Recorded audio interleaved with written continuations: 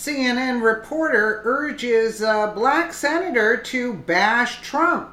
Didn't expect his next 8 words by Dom the Conservative Politics U.S. News from AdWorldNews.com. When a CNN reporter tried to get a black senator to bash President Donald Trump as a racist, the congressman savagely silenced him with 8 simple words. Instead of engaging in civil discourse, the left often resorts to exhausted rhetoric in an attempt to shut down opposing views they cannot refute with facts and logic. A favorite example of the left's bombast is playing the race card. If they can simply dismiss their opponent as racist, they feel they have won the debate with their vapid ad hominem attack. Because of their tribal ideology, the left showcases its belief that all minorities are alike, at least in thought and values, which is easily identifiable as a form of racism itself. So when one of their minority pets abandons the ideological plantation, they desperately hunt them down in an effort to squash the proof of the flaw in their liberal narrative.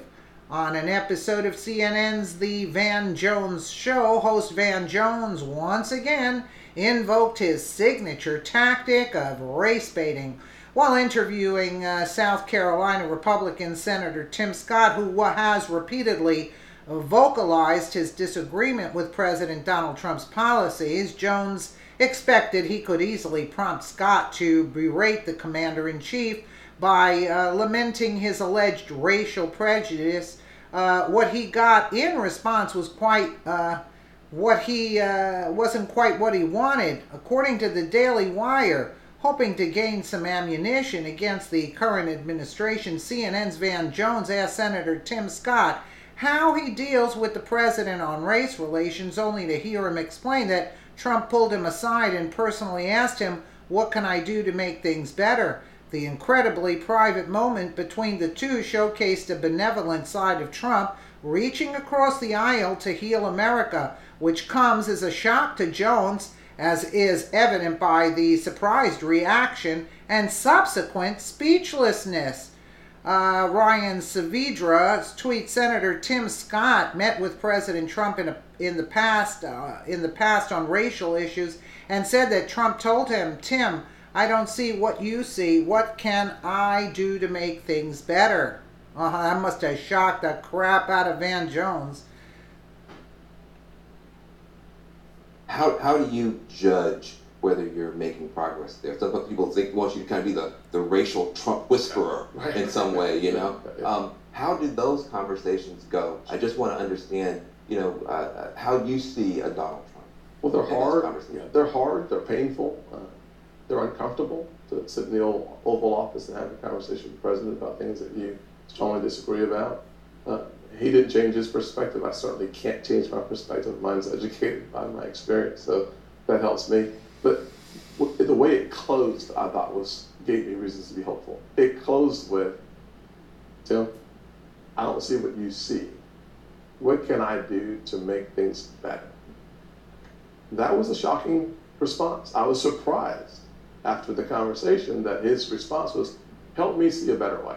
And my answer is always not for him to speak about issues in a way that he doesn't sincerely believe, but for him to actually do something. And our opportunity zones was the outcome of help me help other people, Tim. And I said, support my opportunity zone legislation.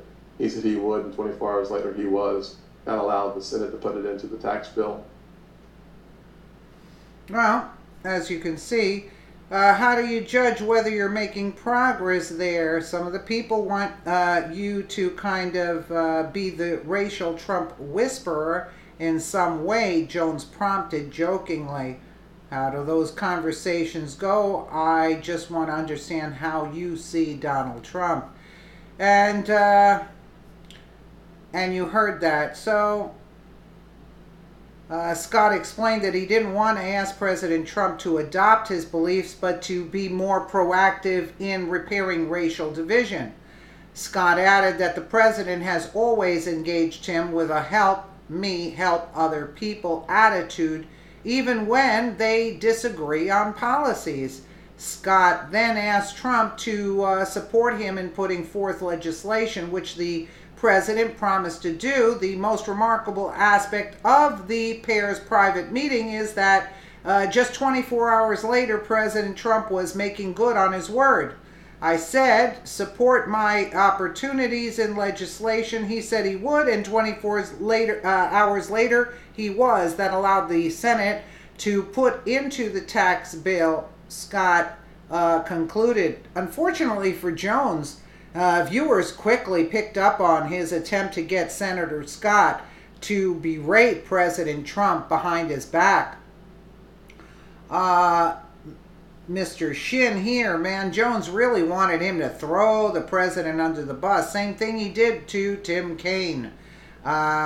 He took action 24 hours later. This is the difference between Donald J. Trump and every other politician I've seen, and I've seen quite a few. He does what he says he will do.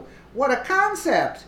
The naysayers are going to be very unhappy for another 6 years. A groundswell is coming.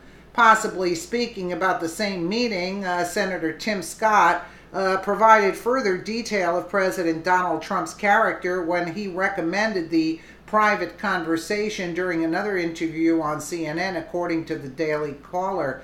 I tell you the truth, I go back to a specific incident in Charlottesville situation where I had harsh comments about the president, and I was very candid about my displeasure and how I found some of his exhibits to be indefensible. He invited me into the Oval Office after my criticism, and I found something quite surprising happened in the Oval Office, Senator Scott recounted.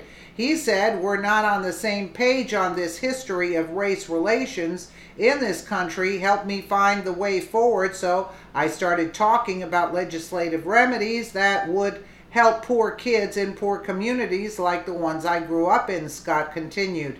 As was proved by Van Jones, liberals don't care about reality if it disrupts their ideology. President Donald Trump must be racist so that they can justify their attempted overthrow of his administration. Unfortunately for them, personal accounts like this will continue to destroy their deranged narratives. Absolutely. So the guy had to tell the truth.